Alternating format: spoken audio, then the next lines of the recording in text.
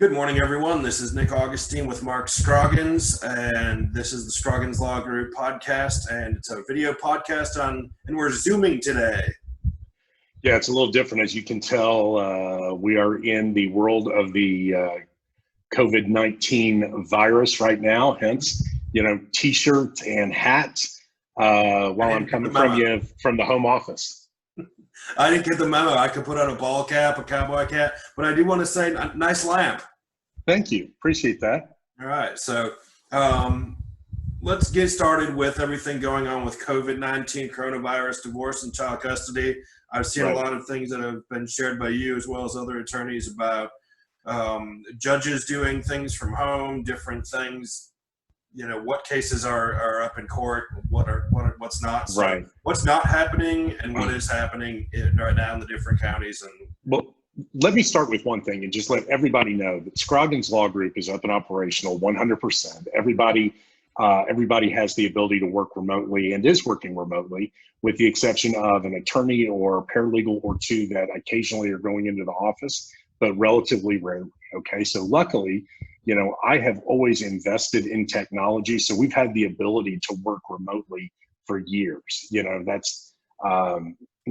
I've done that for a long time. So I just want everybody to know that just because everybody is, if not sheltered in place, kind of close to sheltered in place, we're up and operational, working on all of the stuff that we have for all of our current clients and have the ability to do anything that is needed for any new client. So I just want people to understand that help is out there. I think people have got the idea that, holy shit, what happens if I'm in a situation and I need some help, that there isn't help out there. And that's just not true, okay?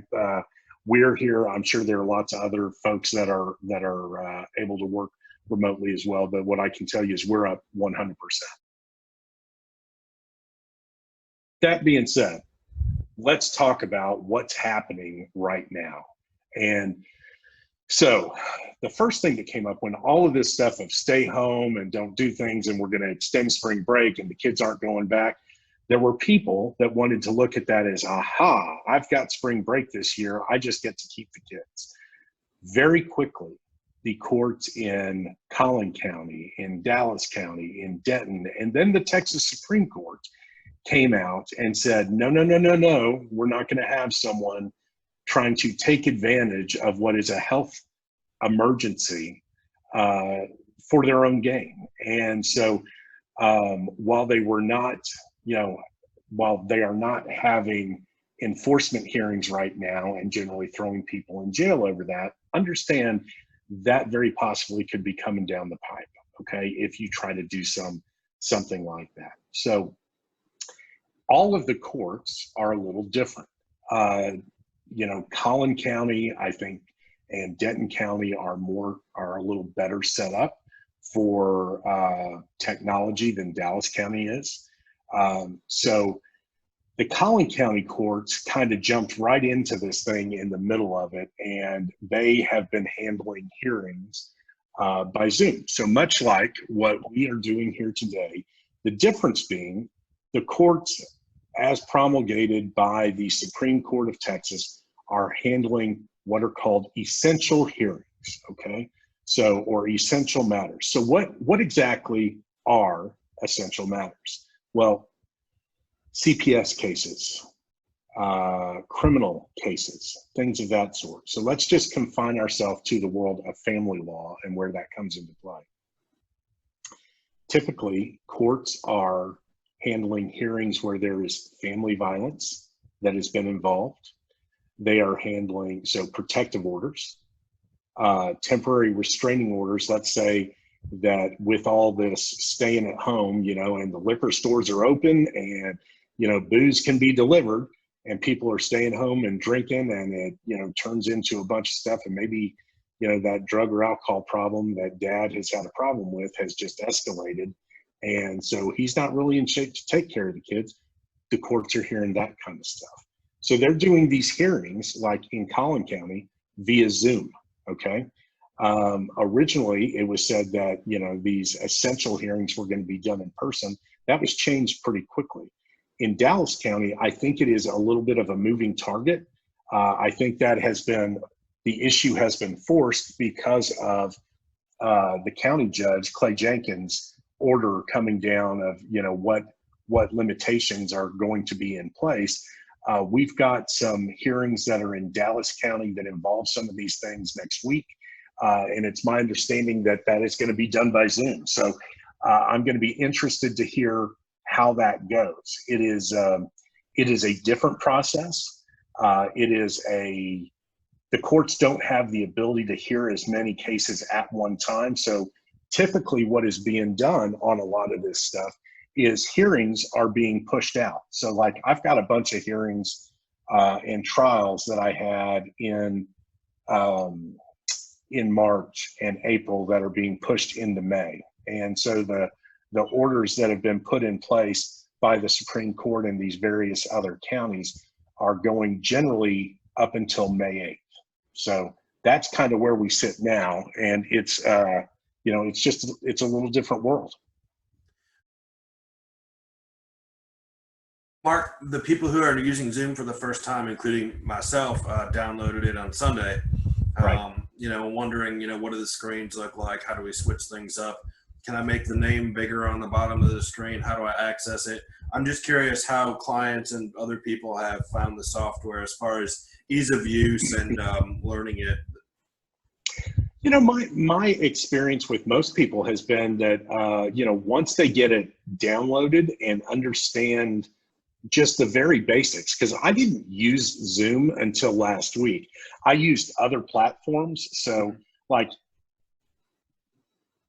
within Scroggins Law Group itself, we have used a program called Slack for a long time. Okay. And Slack is kind of an internal instant messaging platform, but also has video conferencing availability as well. So as you know, we've got offices in Frisco and Dallas, and even have a satellite in Plano.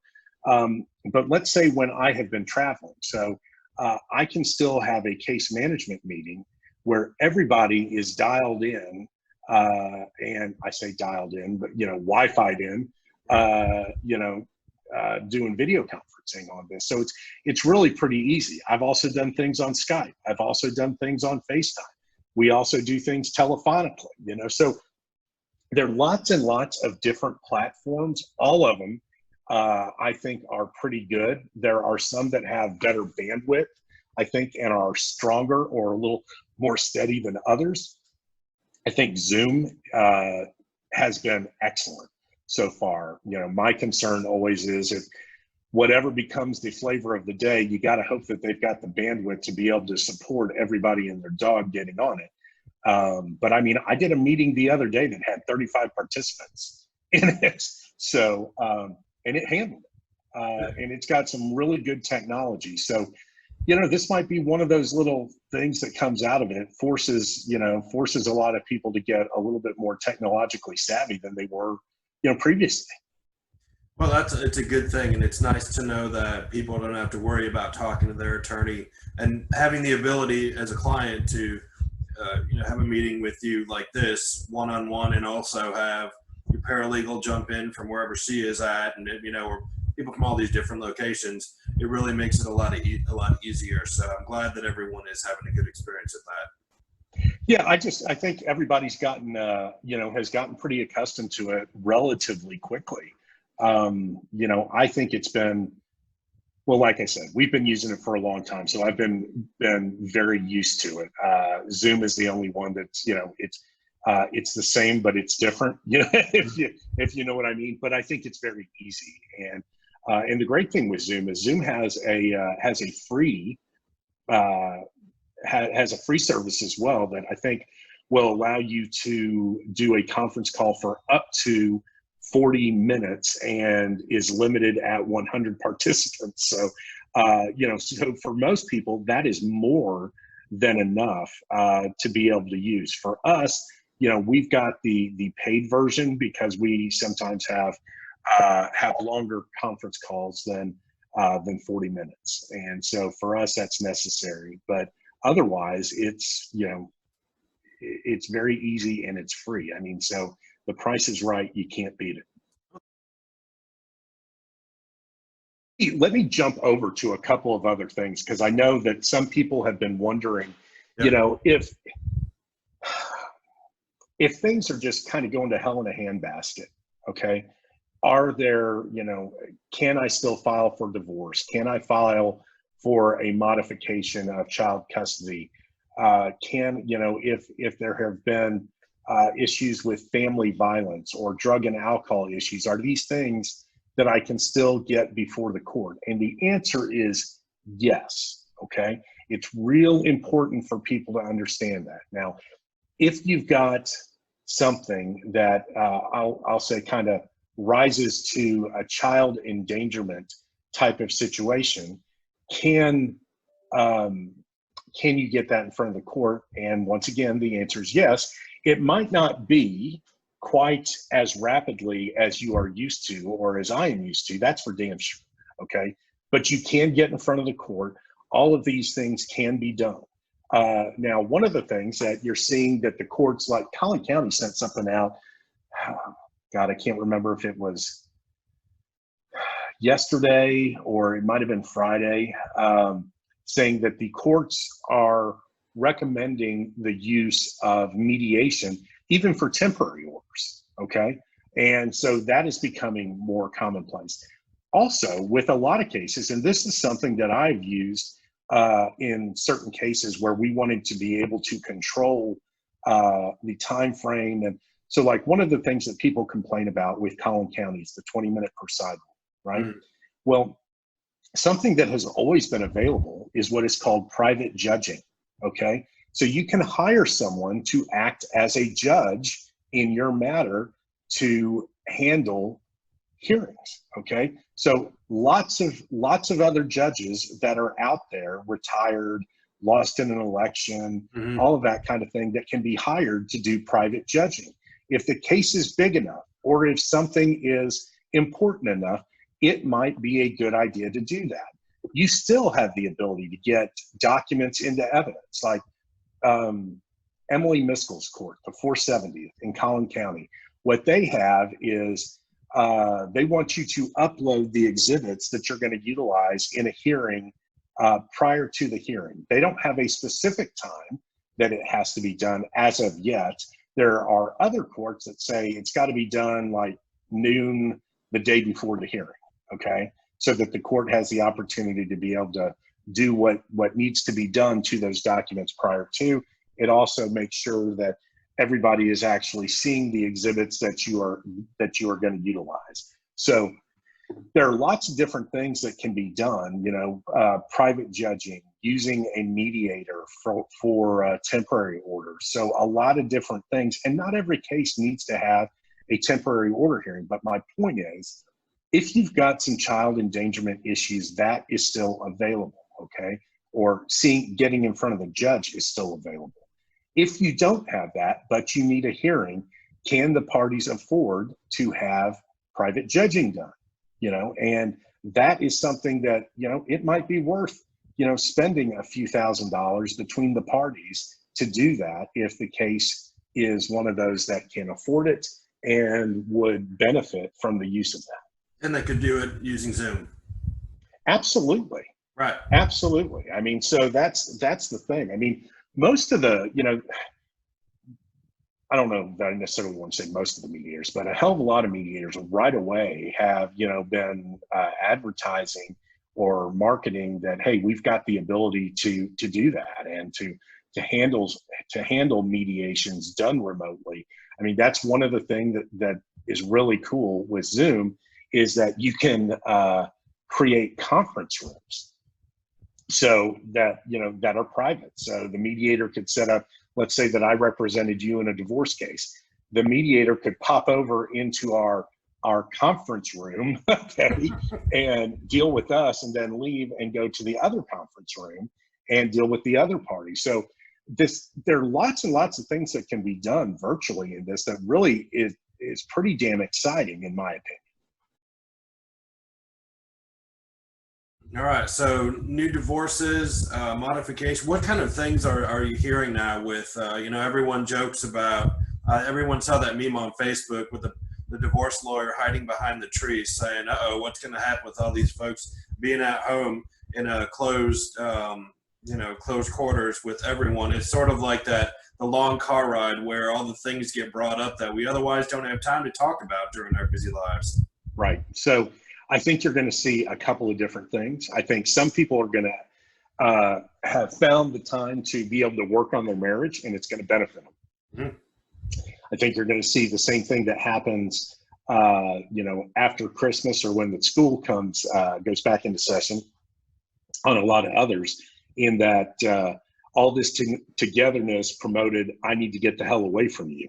And so you're going to find a lot of people that are seeking to get divorced once all this is over. So, or where, we become a more mobile society again. Yeah. And, so we'll see. The important thing is I think there are a lot of people that are afraid that they're just, they're stuck, and they're not. Okay. So things can be done. Help is out there. We're here to help, as always. And it's important to get that message out there. All right. I mean, especially if you have cases involving family violence or something like that, you don't have to wait for some reason. No, absolutely not. And you shouldn't. You absolutely should not. I mean, that's the thing that, I think it's great that, that they've allowed, one of my favorite Mexican restaurants, Mi Casino. Okay. Mm-hmm. So you can order food from Mi Casino. You can also order margaritas from Mi Casino. That's great to be able to do that. I get concerned that people are going to, because, you can only work out so much at home, and some people, don't have that setup. I'm very lucky in that I've got a home gym that I use all the time, and a Peloton bike and all this stuff that I use. So I'm not affected by that as much. But people that live at Lifetime or 24-hour fitness or, all of these types of things, or if you're in Dallas County, hell, if you're a runner, because you can't go out and do that now. Exercise is not an essential. That's right. So, yeah, I know. But you got to think about that. I mean, how easily everything would spread, from a gym. Yeah. So you also don't want, the Katy Trail looking like rush hour, on 75 or the tollway, and people spreading this crap, that way. So, my concern is that people are going to, get bored. And so what do you do when you get bored? You can only watch so many movies, and, the alcohol or drugs can cut that boredom for a little while, but it can also become problematic. So people need to be careful with what they're doing. And if you're in a situation where you find that your spouse or significant other is, running into problems, know that there's help out there to deal with that. Yeah. It's, you see people at times like this, you see the best in people and you see the worst in people. Any recommendations? My own personal recommendation is try to stay away from Facebook. Don't get your news there. Get your news from a reputable source, because here's what I'm seeing is people, between Dallas, Denton, and Tarrant County and Collin County, there's different rules and restrictions in different places. And so someone sees something posted in one spot and didn't know that applies to one area and not the other. There's just a lot of confusion out there. Yeah. So one of the things that we are doing, if anybody goes to our website, scrogginslawgroup.com, right now you will see that, we've got a red banner across the top, and you can click through and it will tell you what we're doing. One of the other things that we are going to do is create a repository of all of these different orders for the different counties. But something else people should remember right now, you can go to, the different county websites, and they will have all of these different orders that they've got. But the easy thing is to pick up the phone and call, and we can walk you through what's going on. All right. Very good. Any other tips or words of wisdoms or thoughts about everything going on right now? And the best thing I could say right now is try to be good to yourself, and be good to those around you, and try not to react. People are generally trying to do the best that they can do. And so, pause when agitated and take a breath and, give that a shot first. Right. I mean, because things that are said in anger can really destroy a lot of relationships. And so I hope that people can take that to heart and avoid doing that as much as possible. Yeah, like as we say, flatten the curve. I think people have, it's like I've watched people go through what seems like the 12 steps over whatever it is of anger, grief, and recovery and all. Right. It seems like, once people stop freaking out, I think we've gone past the curve and people are starting to be really patient with a lot of other folks. And I've noticed that personally. So yeah, let's hope that continues, because, we can't complain about that guy who cut us off in traffic this morning as an excuse for having a bad mood. No, that's exactly right. I mean, so, your spouse or your kids might be getting on your ever living last nerve, but breathe, understand, man, they're struggling just like you are. So, let's try that, turn the other cheek thing, and, try to treat our fellow man with a little respect and dignity. Absolutely. And it's nicer weather today. We're finally getting some sun, thank God. So hey, I am looking out the window right now, and I'm seeing the sun, and I'm thinking, that's fantastic. I'm probably going to go sit out by the pool in a chair with my laptop and work, because that's another thing, man. Vitamin D. Get some vitamin D, and that is really good stuff. My Wi-Fi works on my crushed granite patio, but unfortunately I've got grass and things coming through there, so all I see outside is work. Yeah, I get it. All right, Mark, will you hang in there? And everyone, thank you for listening, watching because the audio for this will be on our podcast, and also video we'll put out there. Please do share this information and talk to your friends and neighbors. And if anyone needs help, please give a call, 214-469-3100. Thanks so much, guys. We're here to help. All right.